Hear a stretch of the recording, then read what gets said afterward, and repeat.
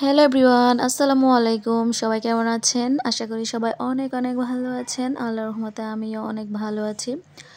আজ হলো শুক্রবার, মুসলিমদের জন্য একটা স্পেশাল দিন। মুসলিমদের জন্য হজের দিন নাকি শুক্রবার। তো আমার জন্য শুক্রবার দিনটা অনেক অনেক স্পেশাল। আর হচ্ছে শুক্রবার দিন মানে আমাদের বাসায় মজার মজার খাবার রান্না হবে। শুক্রবার দিন মানে বাসায় মাংস পোলাও, সেটা মুরগির মাংস, গরুর মাংস হোক, যাই হোক মাংস পোলাও হবেই। এই জন্য শুক্রবার দিনটা আরও বেশি স্পেশাল। তো আগে যখন আমরা ছোটো ছিলাম তখন আমার মা প্রতি শুক্রবারে এরকম রান্না করতো, মজা করে খেতাম। এখন হচ্ছে আমি রান্না করি। তো যাই হোক, আজকে হচ্ছে আমি মুরগির মাংস রান্না করব, পোলাও আর হচ্ছে মাছ ভাজবো। তো এখানে আমি মুরগির মাংসটা আগে ভেজে নিয়েছি, আর এখন হচ্ছে এখানে আমি তেল পেঁয়াজ দিয়ে একটু কষিয়ে তারপর এর সাথে হচ্ছে আদা বাটা, রসুন বাটা, জিরা, তারপর মরিচ গুঁড়ো, হলুদ গুঁড়ো, মানে যা যা মশলা দরকার সবগুলো একসাথে দিয়ে কষিয়ে নিয়েছি। আর তারপরে দিয়ে দিয়েছি মুরগি, আর এখন দিয়ে দিয়েছি আলু। আর আলুটা হচ্ছে বিশেষ করে আমার জন্য, আমার মুরগির মাংস হোক, গরুর মাংস হোক, যেই মাংস হোক, সাথে যদি আলু হয় আমার আর কিছুই চাই না। আমি কিন্তু মাংস রেখে আলুটা বেছে বেছে খাই। আলুটা আমার অনেক অনেক পছন্দের খাবার। মাংসের সাথে যদি আলু হয় আমার আর কিছুই চাই না। তো যাই হোক, আমার মুরগি মাংস রান্না করা হয়ে গেছে। এখন হচ্ছে আমি মাছ ভেজে নিচ্ছি।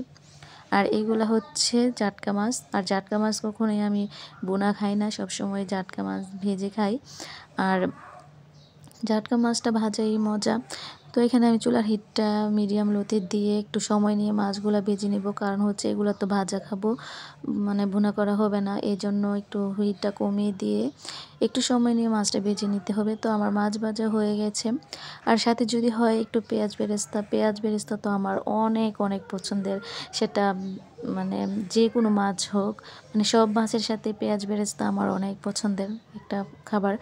তো আমার এখন হচ্ছে পোলাও রান্না করব। এইদিকে আমি আবার ফাঁক দিয়ে আমার বাচ্চাদের, ছেলে মেয়েকে গোসল করে একদম তেল পানি দিয়ে রেডি করে দিয়েছি। আর হচ্ছে এখন আমি পোলাওটা রান্না করে তারপর হচ্ছে গোসলে চলে যাব। আর আগে মনে করতাম যে পোলাও রান্না করা মনে হয় অনেক কঠিন কাজ, এটা মনে আমি কখনোই পারবো না। যখন আমার মা রান্না করতো আমি ভাবতাম যে কীভাবে রান্না করে, কীভাবে কি, আমার মানে মাথায় কাজ করতো না, যে আমি ভাবতাম মনে হয় আমি কখনো পারবো না। কিন্তু এখন আমি অনেক ভালো করে পোলাও রান্না করতে পারি। আগে আমি মানে কোনো কিছুই রান্না করতে পারতাম না বিয়ের আগে, কিন্তু বিয়ের পরে এখন সবই পারি। বিয়ের পরে সবগুলাই এরকম মানে আস্তে আস্তে হয়ে যায় আর কি। তো যাই হোক, আমার এখন পোলাও রান্না করাও হয়ে গেছে।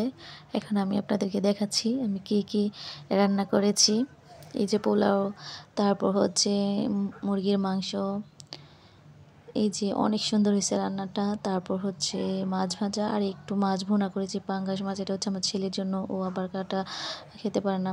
তো যাই হোক, আজকে এখানে শেষ করলাম। সবাই ভালো থাকবেন। আল্লাহ হাফেজ।